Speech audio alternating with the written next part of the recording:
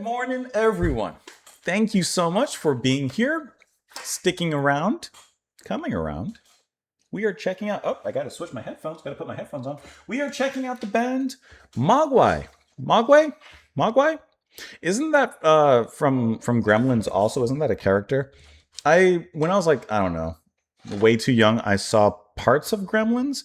I don't really remember it, but wasn't there a scene where like one of them ended up in a blender or something?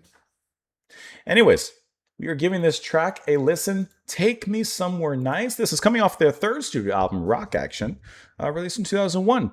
If I remember as well, the band, I've never listened to Mogwai, but I think that they're a post-rock band because I remember seeing their name with some of the other post-rock bands that are known. Anyways, why are we listening to this? Because this was requested by Andreas. So Andreas, thank you so much for sending in this request. I appreciate that. But yeah, like I said, I've heard of the band, but I've just never actually heard anything from them. So we will go ahead and rectify that right now. We'll give the track a listen, discuss it a little bit after. Here we go.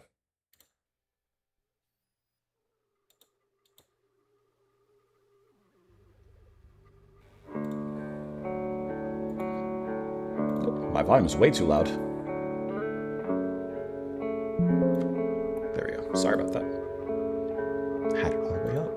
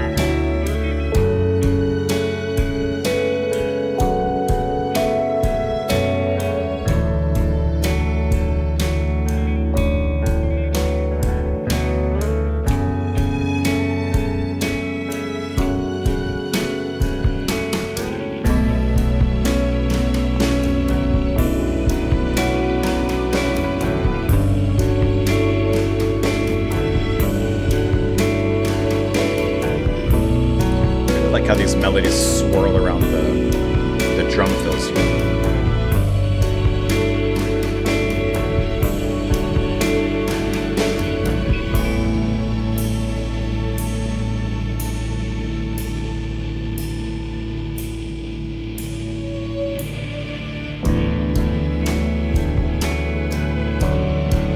So it just holds back just a little bit.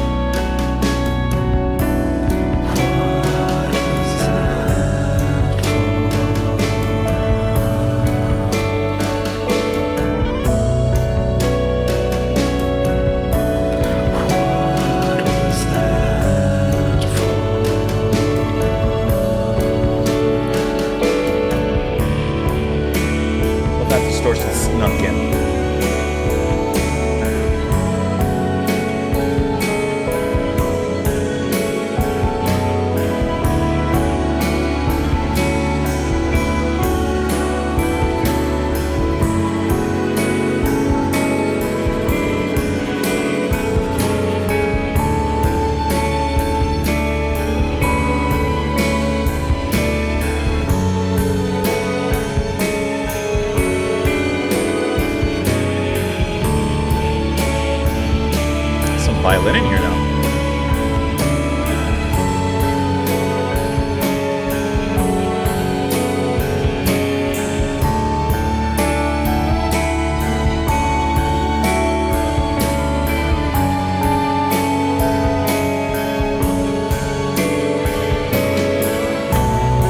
I love this dreamy swirl of guitar, feedback, and melody.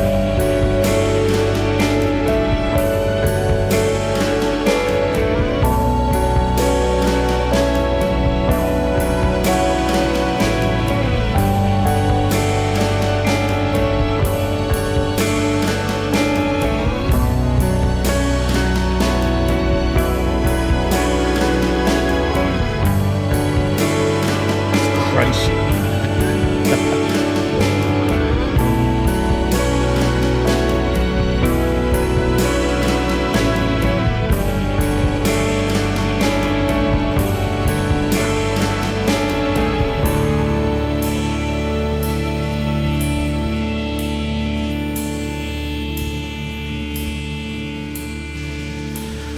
What would you do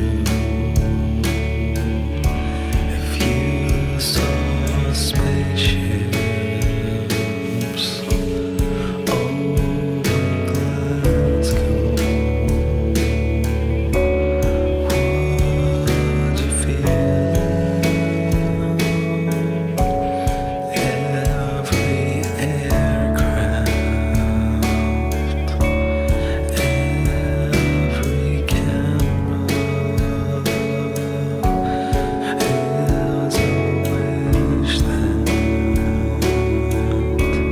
wasn't granted.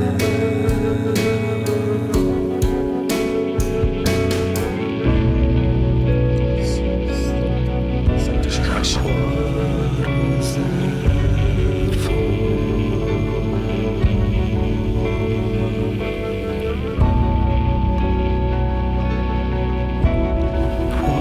What was that for?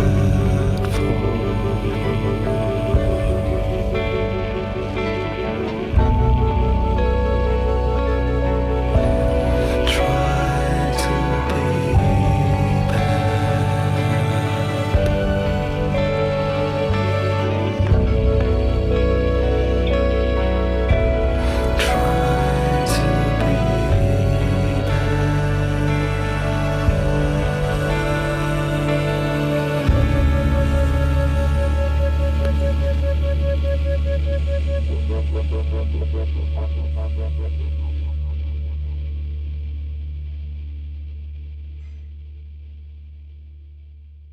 The way that they create such a textured listen is really cool, and it's really interesting how it kind of appeals to multiple senses at the same time.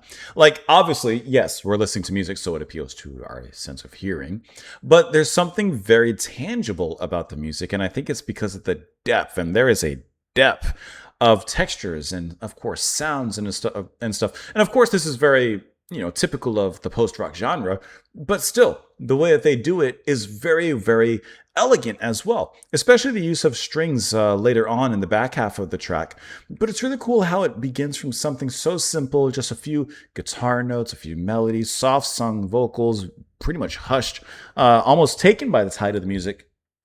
But then they create something heavy towards it. There's a magnitude and a weightiness that's added into the music, especially from the bass and that distorted guitar when that eventually begins to come in and kind of crash against the waves of the music. It's just really interesting how it all moves. It's a very slow, methodical, and thought of pace how it goes, but there's a depth underneath it all. There's like a cavern underneath the music in which that's where we're getting all of these sounds, the reverberations, the echoes, and like new musical ideas kind of springing up like weeds and seeds coming through the ground and the foundation there. So I think it's really cool how the music grows in itself. It doesn't move or progress in, perhaps, let's just say, for example, a progressive rock kind of song where it goes through a lot of different sections, movements, or things like that. It very much is a track that grows from itself as if it already has everything it needs and it just knows where to put the pieces in this track. So the vocals here are going to be performed by Stuart Braithwaite, and him alongside with the guitar, which there's two other guitarists, Barry Burns and then John Cummings. And I like how, like I said, his vocals are very much just kind of, solemnly spoken, barely sung with the music, and very much kind of underneath a little bit volume wise with the music, which that wall of sound is kind of the feature here production wise. But I really like how all those guitar melodies, kind of bounce back and forth. They're very light. You have one guitar playing a very light, relatively simple melody, another one playing a different melody, but something kind of similar in its simplicity. And then eventually you have that buildup of distortion that kind of acts like this bit of musical foreshadowing. And while the music doesn't explode, it does grow. It does slowly erupt, I would say. And it does kind of have a rupturing side to it where, those cracks begin to form.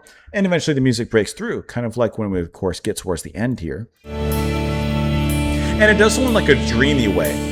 Almost like you're waking from a dream and your reality is seeping in here.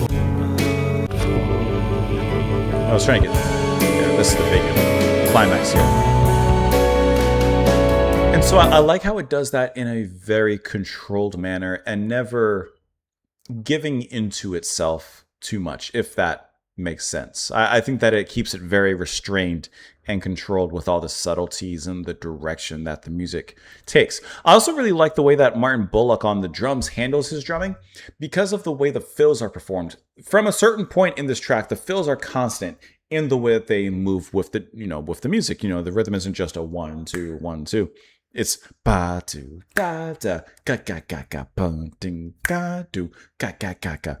And even within that pattern, the fills on the drums change a little bit as we go further in. So there's a creativity here that's happening even when in that particular pattern. And I just think that it has a really cool structure, the way it moves, and like I said, the way that it grows from itself. And the little bit of string section here was really nice. You have some violins and such, which I see those are going to be performed by Michael Brawley, handling that on the album, strings and horns. And I really like how they just break through. And it does create this big, dreamy, nostalgic kind of track. Like this feels like a musical form of nostalgia in a sense. There's something about it. Ghost in the photograph never lied to me. Well, there's your nostalgia looking back at the past. Well, they've never lied to you because it's a photo. It's frozen in time. I'd be all of that. I'd be all of that. A false memory would be everything. My denial, my eliminate. What is that for? What is that for? What would you do if you saw spaceships over Glasgow? Would you fear them? Every aircraft, every camera is a wish that wasn't granted. What was that for? What was that for? Tried to be bad. Huh. Okay, I get the ghost in the photograph never lied to me. Because the photograph can't lie to you. It can't portray something it's not because it's a frozen moment in time. A false memory would be everything. My denial, my eliminate. The song is called Take Me Somewhere Nice. Perhaps taking me somewhere nice is traveling back down memory lane into the past. Every aircraft, every camera is a wish that wasn't granted.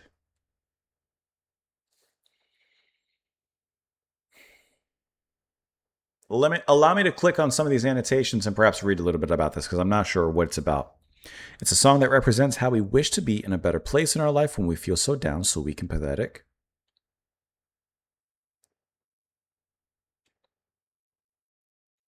So when he says, I'd be all for that, or I'd be all of that, honestly, I didn't read, I don't know how to read the lyrics. I'm working on that, but I didn't see this at all. But that's me. That's a me thing. What is that for? This could be seen as asking a question to the aliens in the song, with the that being the possibility of escape and release. Like, what's that gadget you pulled out for? From his normal life, they dangled in front of the author, getting his hopes up before stripping it away. This could be a metaphorical for the lyricist's life, potentially with there being a person in question who nearly rescued them from their life only to turn around and betray them. Like, what is that for in the present, and what was that for in the past? Okay, dangling the carrot and then taking it back. Okay, what would you do? Okay, the spaceships. Okay, this is what I want to see. This is a play on the famous quote from Eisenhower: every gun that is made, every warship launched, every rocket fired signifies, in the final sense, a theft from those who hunger and are not fed, those who are cold and are not clothed. This would usually be used in a context to describe the negativity of war, but in this situation it's used to describe that this man couldn't care less about the troubles of the world if he did not constantly mistake man-made things like aircraft for alien spaceships, therefore not granting his wish of being taken away from his monotonous life.